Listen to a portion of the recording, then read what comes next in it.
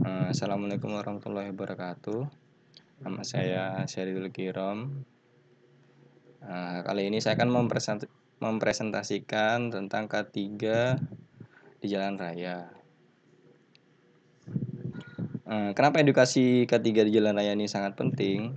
Karena menurut data pada tahun 2006 terjadi 15.762 kasus kematian pengendara roda 2 dengan 1.300 kematian setiap tahun, 43 kematian setiap hari atau 2 kematian setiap jam. Akibat kecelakaan lalu lintas, angka kematian yang tinggi di kalangan pengendara kendaraan bermotor tersebut antara lain dipengaruhi oleh persepsi terhadap resiko kecelakaan yang rendah pada saat berkendara, atau juga bisa dibilang pengetahuan yang rendah pengendara tentang cara berkendara yang aman. Nah, kali ini saya akan menjelaskan tentang manfaat dari edukasi terhadap di jalan raya untuk keselamatan berkendara. Yang pertama yaitu bertujuan untuk memberikan gambaran persepsi risiko keselamatan dan kesehatan pengendara pada kesehatan pengguna kendaraan roda 2 di jalan raya. Yang kedua, memberikan edukasi tentang cara perilaku berkendara dengan aman. Hal ini juga didukung dengan peraturan-peraturan pemerintah, yaitu diantaranya Undang-Undang Nomor 2 Tahun 2009 tentang Lalu Lintas dan Angkutan Jalan pada bab 11 Pasal 203 ayat 2.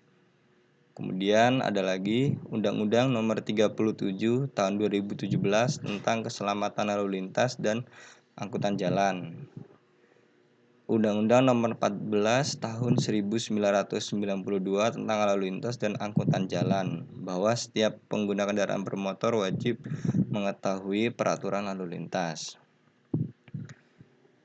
Nah, dapat dilihat bahwa edukasi ini sangat penting karena jalan merupakan jalur perekonomian, sehingga jika terjadi kecelakaan itu menghambat jalur perekonomian, sehingga keselamatan berkendara di sini sangat berpengaruh untuk laju perekonomian, karena kan itu dilewati truk, barang-barang mobil muatan gitu. Jadi menurut saya itu sangat penting. Nah, kali ini saya akan memperlihatkan video tentang berkendara yang tidak aman.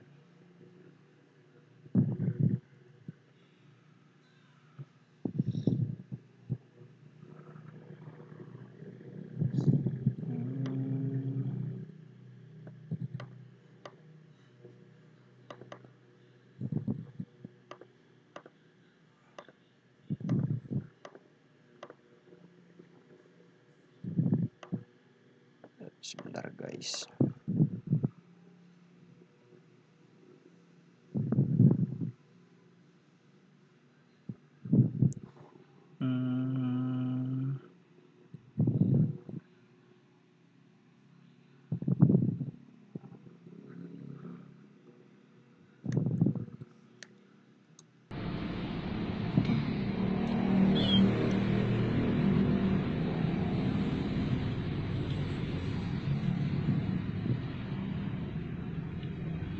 Kita mulai reaksinya. Innalillah. Nah, bisa dilihat di sini kendaraan ini menuju ke ruas jalan yang berlawanan, yaitu ke arah kanan. Sedangkan ada pengendara yang akan jalan melewati arah kanan juga. Nah, bisa dilihat terjadi kecelakaan dan helm dari pengendara itu lepas sehingga menyebabkan benturan di aspal.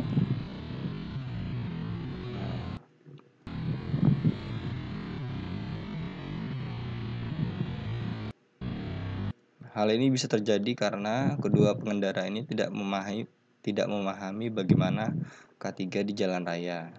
Yang pertama, orang ini tidak memahami situasi atau peraturan lalu lintas dengan tidak boleh menyeberang sembarangan.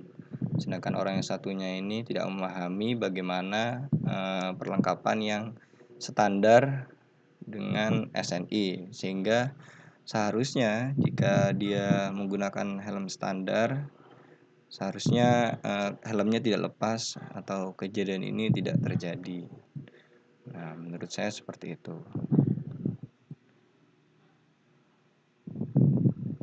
Nah, kali ini saya akan mencontohkan tentang bagaimana cara menggunakan pakaian safety saat berkendara. Oke, saya akan mencontohkan.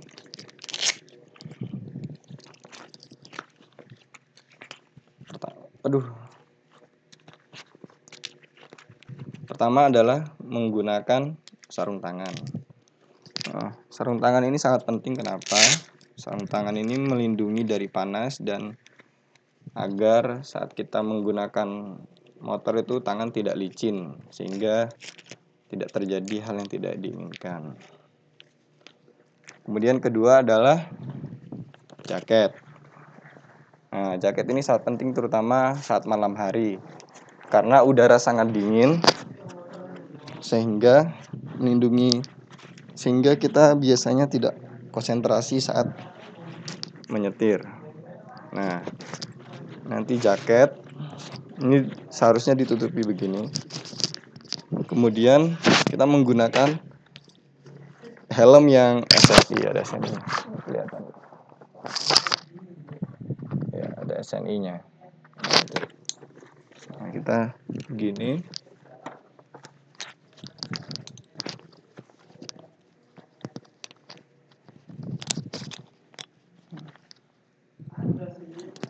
Nah, ini dipasang kliknya sampai bunyi klik. Nah, begini. Nah, ini adalah salah satu contoh untuk pengaman diri dalam berkendara supaya aman. Seharusnya karena di musim penyakit seperti ini, kita menggunakan masker juga untuk menutupi dari debu. Tapi kita juga bisa pakai ini, jadi begini. Nah, ini adalah standar yang aman. Nah, menurut saya seperti itu. Pentingnya menggunakan ini agar kita selamat dari mara bahaya dan tidak merugikan orang lain.